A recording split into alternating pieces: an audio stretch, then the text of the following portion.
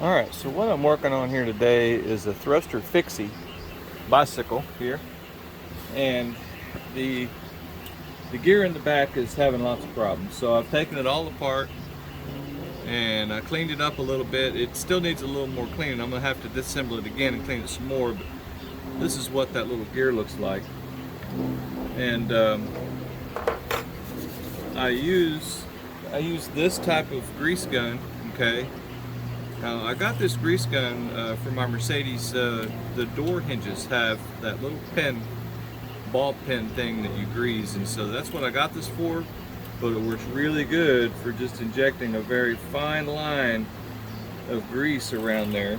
Okay, now you don't want to over grease these. I think that may be what one of the problems was, because the little clickers inside the hub here, these little clickers seemed like they were a little too sticky and it had too much grease in it. So I've disassembled it, cleaned all that stuff up.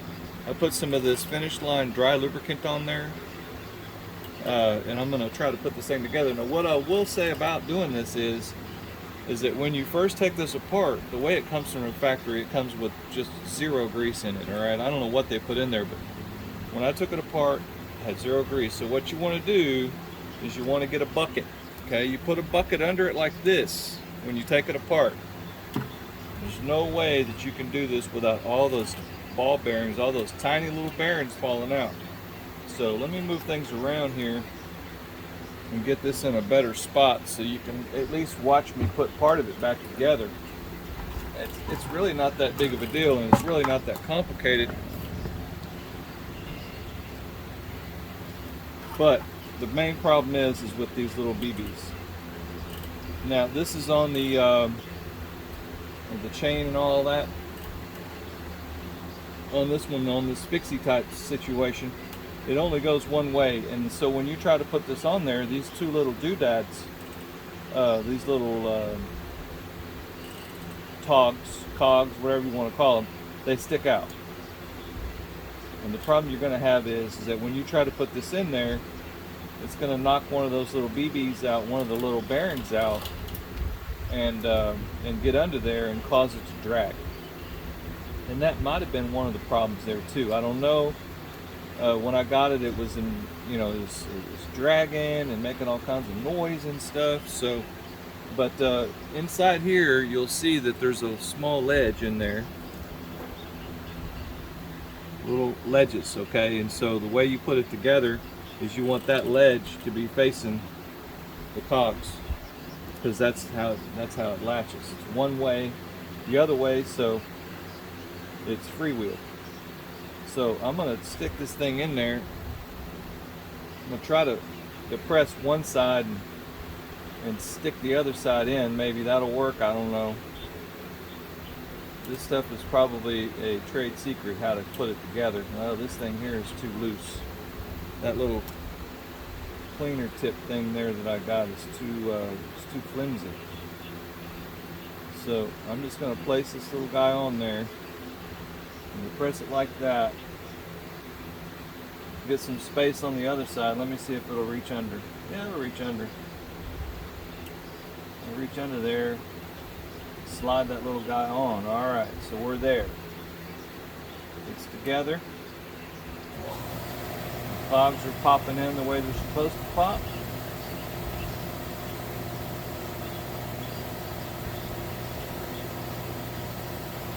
When you do this, I mean, you just about have to have some kind of bucket or something under this thing to catch it, because it is just going to be a big problem. All right. Now, the problem I had was that I had this hub sitting on the ground, and somebody didn't know that I was working on something that had lots of small parts, so it got knocked over. BBs went everywhere, the bearings went everywhere. It was a big mess, and I searched for hours. So I'm missing a few bearings there. There's a couple missing. There's nothing we can do about it now. I think I'll get some off another bike, but I've got this thing set on there. Let me get the jam nut. Now the way this came from the factory, it came with this jam nut, which is a reverse thread, and it came with a couple of these little shims here, Put a little bit of lube on them. A little bit of this dry lube stuff. And I'm going to use that same dry lube on that chain. But that's just like a factory shim that came with it. Stick that little guy in there. Try my best not to dislodge any bearings.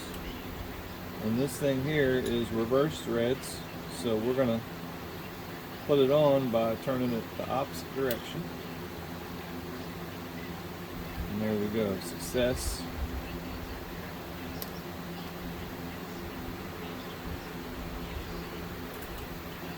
Doesn't have to be very tight, because when it spins, when it counterclockwise spins, it's tightening it.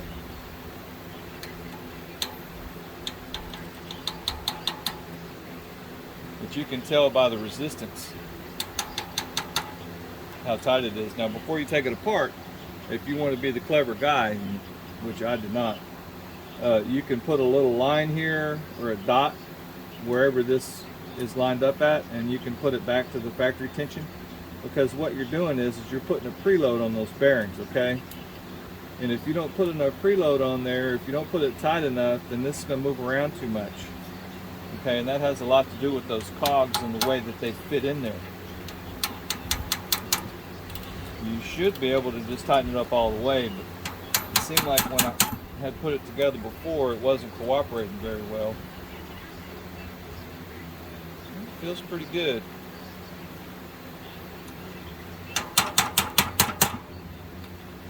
Feels pretty good. Okay. But this is a rehab type deal where someone has thrown this away and it got picked up and brought to me in bad shape. So we're just getting it put together. Alright, well, I'm going to put this thing on there and test it out. I hope I showed y'all a little bit of something about how a fixie is put together and all that business. Y'all have a good day.